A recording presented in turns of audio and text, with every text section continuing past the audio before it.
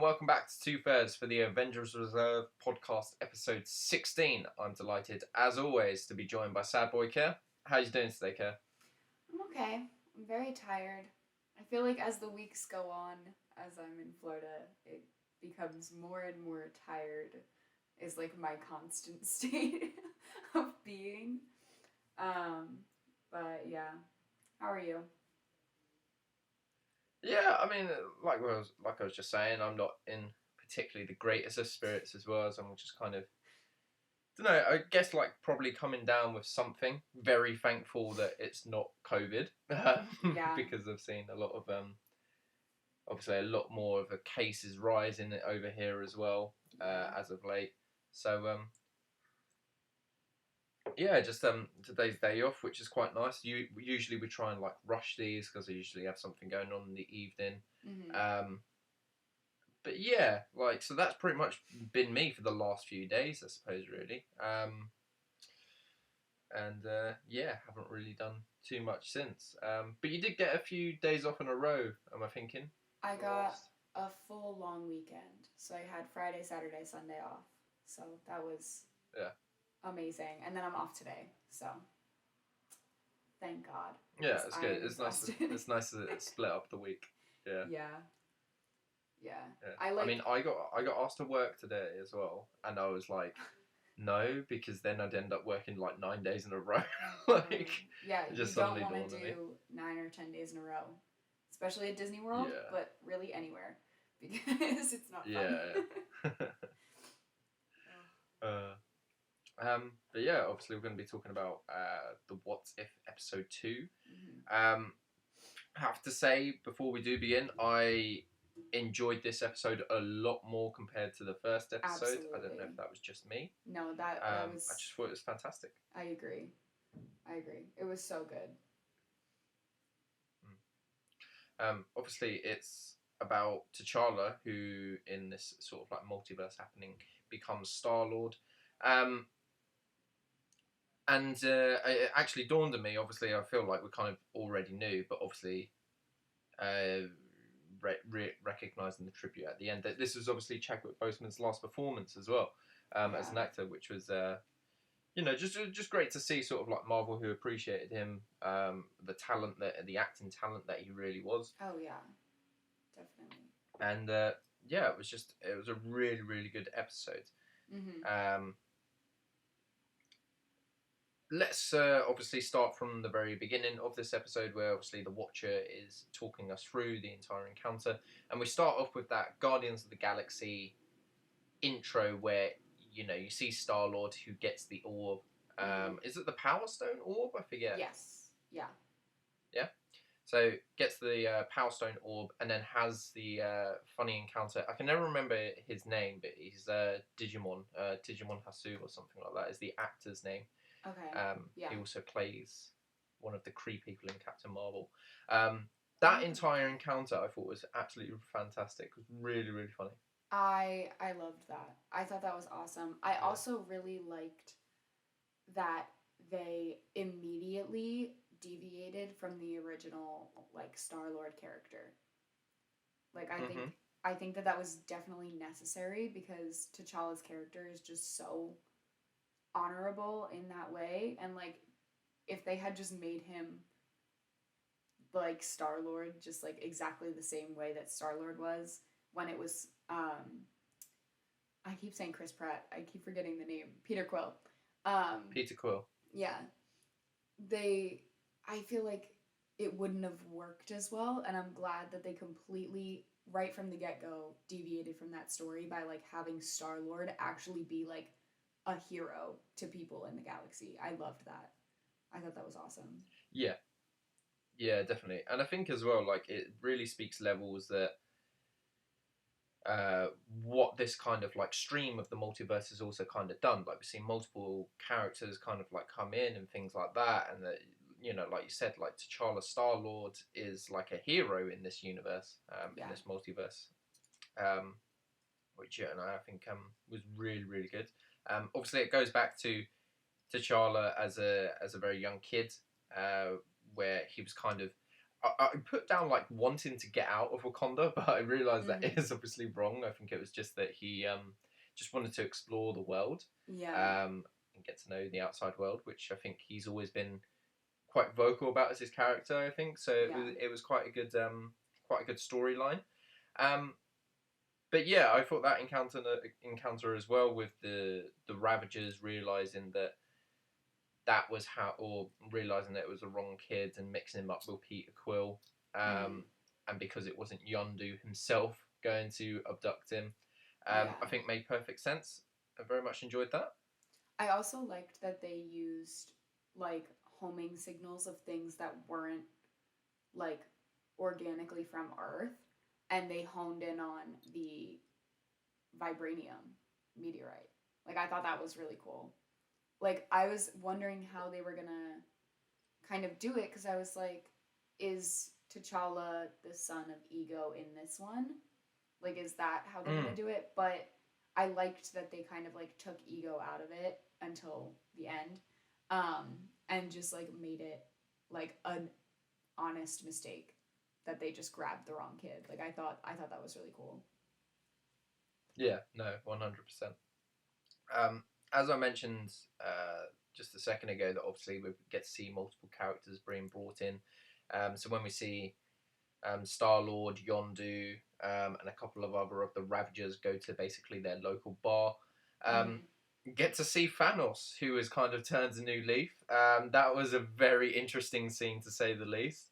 You also see Nebula, who like makes an appearance, but Yeah. talk me through like this whole reaction to Thanos being a good guy now and working for the Ravagers, and bearing in mind that the Ravagers are good people in this multiverse. I had to pause. I had to pause. My jaw dropped and I said absolutely nothing for like 5 minutes. And I just like paused the screen and I was like, who who's man's? Why? Like I was just like in shock. But it's the thing is like T'Challa would be the one to talk him out of it. Cause like Mm-hmm. that's just like who he is. But also, then why didn't he talk him out of it in I guess since he had more of the power stones, so he was too powerful at that point and he was just like already in it.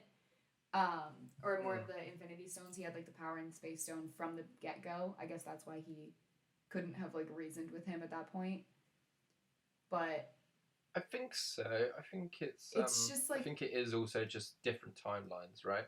well, yeah, but I'm What I saying remember. like it's Yeah. still the same person who has the same ideals. So like he could have Mm-hmm. maybe if he had gotten there a little bit earlier, like before Thanos ever, or if he like encountered Thanos before he ever got this Power Stone, then he could have like actually talked him out of it before Infinity War started. That kind of thing, you know? But it was funny because I was watching it with my roommate and she was like, he's just kind of an eyesore in the back the entire time. And like, he turns into like the Hulk of the Guardians of the Galaxy, you know? Like, there's one part where like, it's when he's fighting the people while they're trying to escape. He literally, it's the same animation as the Hulk in Avengers 1. I swear to God. And it's just like, Okay. when he was like, oh, I'm mad or whatever, me and my roommate were like, that's just Hulk. Like, he's just become the Hulk, which I just thought was really funny. Yeah. Yeah. Well, I think it's just because like the Mad Titan was more of his nickname, right? But yeah. But we just yeah, thought of like yeah. Hulk, It was, Hulk mad. Like, yeah. that kind Yeah. of thing. No, I love seeing this kind of version of Thanos personally. You know, it definitely like took me by surprise because I really didn't have I really didn't expect that, and I think maybe it could have gone a different way if this is kind of what we had seen, if T'Challa really was Star Lord or Thanos had come to Earth, or, you know, in the build up to Infinity War or anything like that. Maybe things would have played a little bit different. He gets replaced as kind of the Kingpin by the Collector, which I thought was a very interesting choice. Yeah, I thought that was very strange because when we met the Collector the first time, or I guess the second time, in Infinity War, he was just kind of like a cowering little baby. And so, like, just seeing everyone be so terrified of the Collector, I was like, what? Like, why him? Like, he's not scary at all. I don't know. I thought that that was kind of weird. But there was also when Nebula came out, the hair. I was so off put by the hair. I was like, I hate that she has hair. I was exactly the same. I was like, why is she not bald? It stressed me out. I was like, who is this woman? It took me like a while to figure out who she was. I was like, what is happening? I just thought that that was really funny. Oh. Yeah. I think with the Collector, like, it kind of has... So apparently, like, in Marvel Comics and all of that, because when Benicio del Toro, obviously huge Hollywood actor, and then plays the Collector for, like, what, a couple of scenes in the entire MCU. Yeah. It's kind of like, why did they bother? And, like, the Collector is meant to be this very important role within the MCU, and I think we just hadn't quite seen that. So it was definitely interesting to see, in this What If episode, the powers of what the Collector's actually able to do once he actually gets himself to that level. Yeah. So I found that whole sort of storyline, again, just very, very interesting.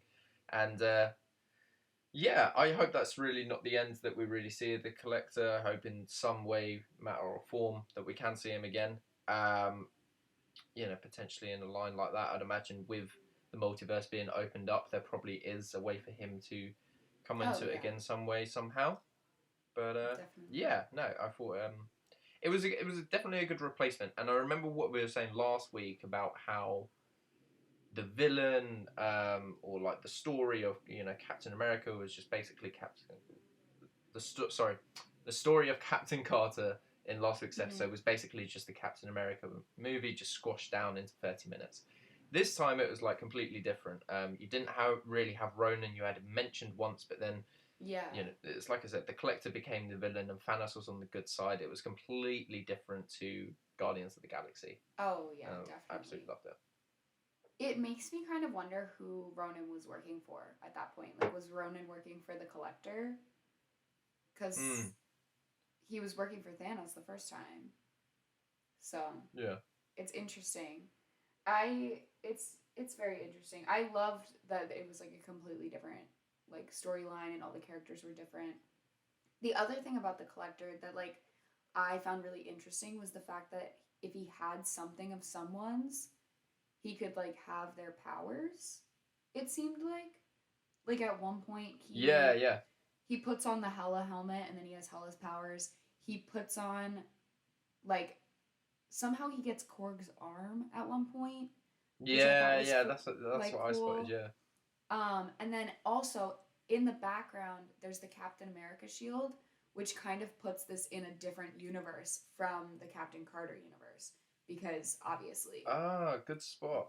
Yeah, so it was like my roommate and I were both like, oh, that's just an indicator that like this is a different universe that this is happening in. Right. But yeah, okay. I think that they did a really good job on this episode. And there's a lot of like Easter eggs and a lot of characters that you wouldn't expect to like come in together. Like I think they did a really good job. Yeah. What'd you make of Howard the Duck's cameo? I'm like not one of those people that's like, oh my god. But like I completely forgot about his cameo in Guardians of the Galaxy until that happened. And I'm glad that they finally like confirmed that that was an actual cameo of him, kind of, you know? Because it was kind of like, wasn't it kind of like speculated? They were like, oh, this could have been Howard the Duck. I can't remember. Yeah, like I think everyone basically came to the assumption that it was Howard the Duck, and I'm not too sure if it was confirmed or not. But yeah, everyone was kind of, it was like a one-line thing, you know. This episode, he gets a bit more dialogue and captioned and everything like that. So yeah, it's definitely a little bit different compared to the Guardians of the Galaxy one. Yeah, I think they did a really good job on that. And I like the way that they kind of like left it off too, where he just was like, "I'm just gonna stay at the bar," like, and then T'Challa Yeah. was like, "Okay, peace, bro. Like, I gotta go." I thought that was funny. Yeah. No, definitely. And yeah, just hoping that we can see how the Duck make a return at some point. I think that would be interesting as well. Yeah. Talking obviously through the story, this had like a few kind of like twists and turns where it was interesting because the way that I saw it was that Thanos was obviously on the good side.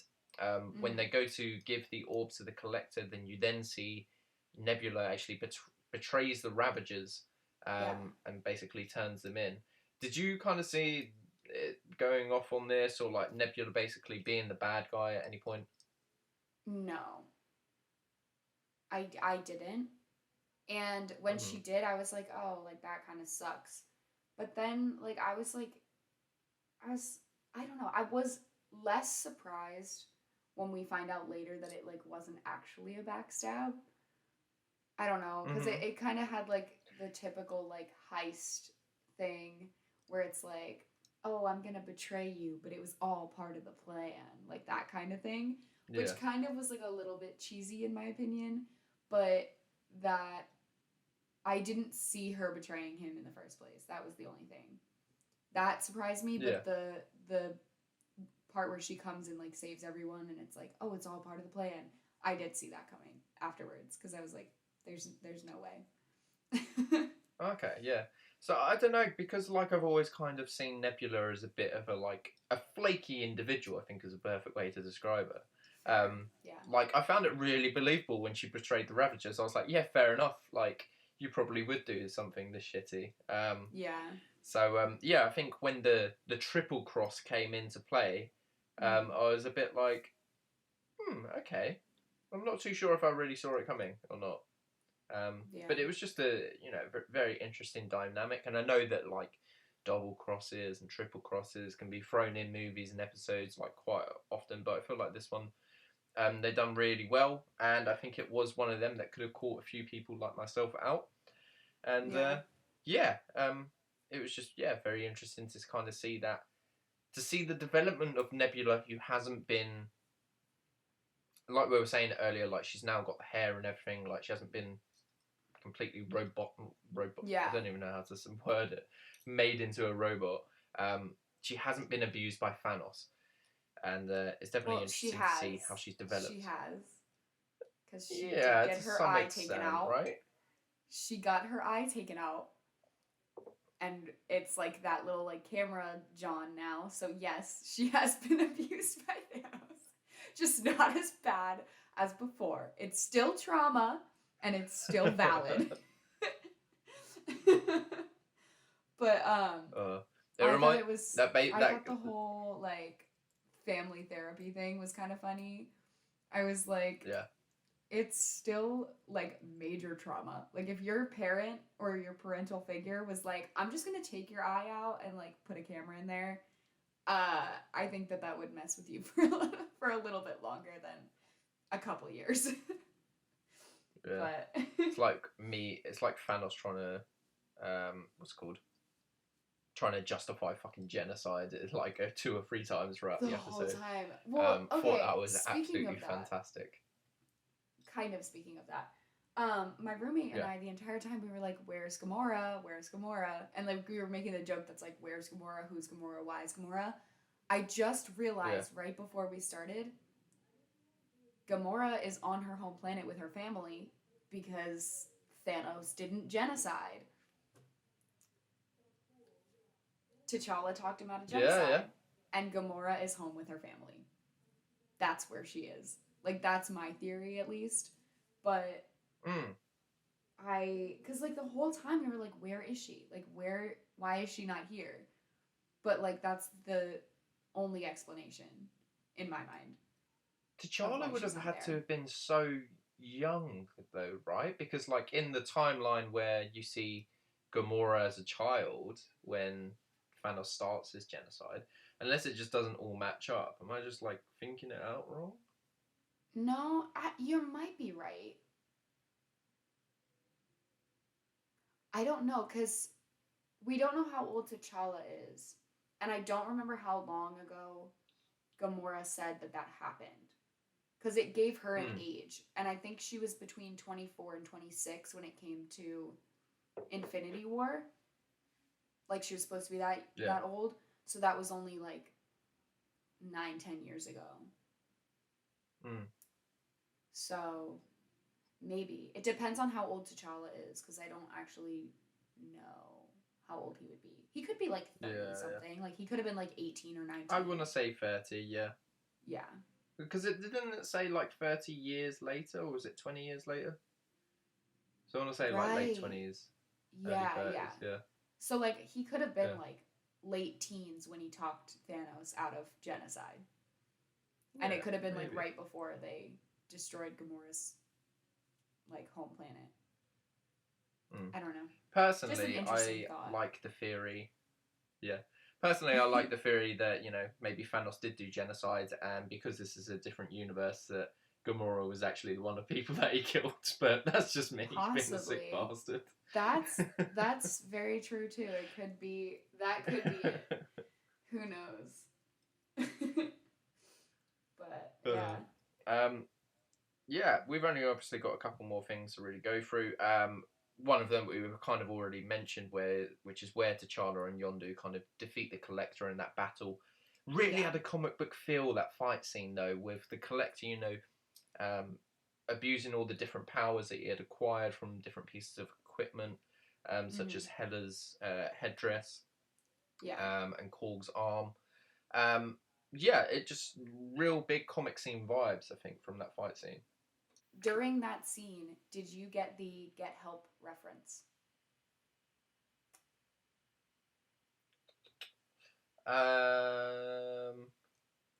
It wasn't actually reference. Get Help. Do you remember Get Help? Okay. Yeah, I know what you mean by Get Help, but I don't remember seeing it in the episode. The sticky fingers? The sticky fingers. Okay, I thought that's T'Challa and Yondu's Get Help. And my roommate and I were like, that is so funny. The fact that they, like, brought that in as well. I don't know if it was meant to be like that, but, like, it was a very close parallel that we both were like, I see what you're doing there, Marvel. As soon as it happened, we both looked at each other and we were like, Get Help. Like, that is Get Help. Because the way that they were like, who wants to be the glue? That was like the moment where we were like, this is Get Help. This is. Okay, yeah, I suppose it does. Yeah, you can have some comparisons there for sure. I thought Yondu's arrow breaking was fucking sad because, like, it's like I said, I don't know if there's going to be another What If season or whatever if they decide to, go back on stories, do a sequel, which we will touch on in a little second. But just where does that really leave Yondu in this multiverse, really? I mean, it's happened before, hasn't it? No, that was the headpiece.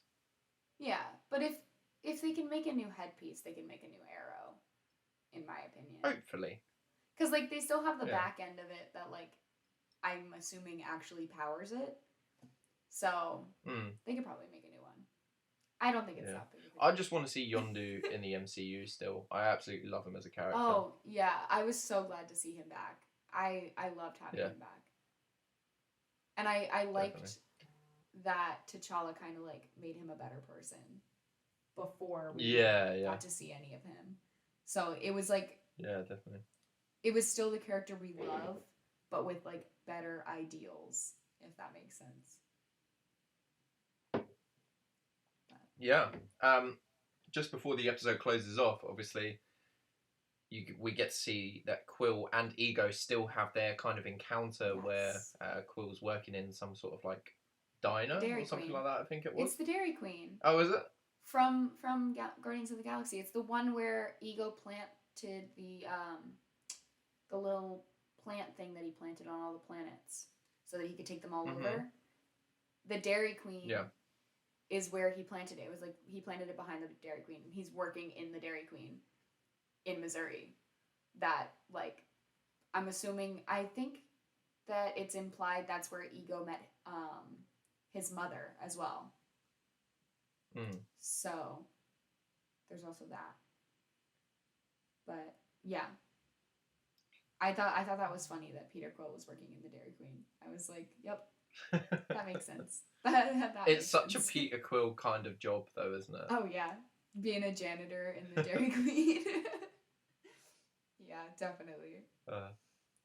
Did you kind of, watching that, did you kind of feel like there could be a potential for another episode, though? Like there could be a sequel following that? It did set that one up for a sequel. I don't know if they will actually do it, just because, like I said, they're doing like the Twilight Zone feel, where it's like very like compressed episodes. Then again, they could do that and it's a completely different storyline in the same universe. So I could see them doing it because they can do it without bringing in the characters that they brought in before and having the storyline overlap too much, if that makes sense. Yeah. So. And I think it's like I said, like there's you kind of already know the story in what happens between Ego and Quill, but to see that what if scenario played out again could be very interesting, I think. Especially Chandler without Yondu and everything. Yeah. And I think even T'Challa as a kind of a savior, Lord and Savior of the galaxy, would be very interesting to see how he plays it. Very true. Very true. Okay. Just before we come on to the ratings, obviously you had that Chadwick Boseman tribute, which was really good to see. Obviously it wasn't massive, but just as the episode as in general was a giant tribute to him as an actor. Had a fantastic career really, and gave us a lot of entertainment in the MCU. Just your thoughts really on that? I think it was exactly what like I would have wanted like their final tribute to him to be. Like I thought it was very well done. And also the character is like obviously they wrote the character before he died, but it's almost as if they wrote the character to like honor him as a person after he died, because it's like I said before, like he's so honorable and like there's just so many like good traits about him, and that's like how he was as a person as well. And I think that they just did such a good job of like honoring him with this last episode, even before they knew he was gonna die, kind of thing, you know? Yeah, 100%. Yeah, definitely. Will be sorely missed in the MCU. Going to be interesting to see what they do with Black Panther 2 if they're not going to recast him. And wait to see for some further news on that. We'll obviously go on to ratings as we usually do right now. So yeah, you can go first as always. What would you give this episode? I think like a 9 out of 10. It was really good. That's all I'm gonna say. It was good. I liked it a lot. This is surprising because I can't remember if last week we had the same rating, but this one I was going to say before close, as well that I'm going to give it a 9 as well. Yeah. Last week it was close. Yeah. We're getting closer with these ratings. Yeah. We used to be completely off of them, but I just loved it. I just don't know what it was. I think it's because it really was that kind of different, fresh environment. You had the kind of, characters in different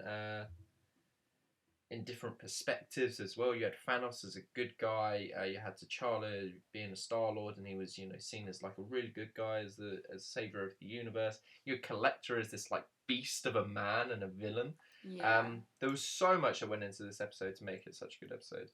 And yeah, I look forward to next week's episode as always. And I just thought it was really good. Really, really good. Yeah, definitely. Okay. Yeah. Well, I think that is everything for this week's episode, unless you had anything else to add? Nope. I think we covered it all. Okay. I think that is all of it. Okay, so Thank you very much for watching if you're on Facebook or YouTube. If you're listening on Spotify, thank you very much as well. If you're on YouTube, obviously you can check the links in the description for Care's YouTube channel and Twitter. Also be some annotations on the screen for videos and our YouTube channels collectively. And yeah, we'll be seeing you next week. Please be sure to leave a like and subscribe, and we'll see you then. Bye.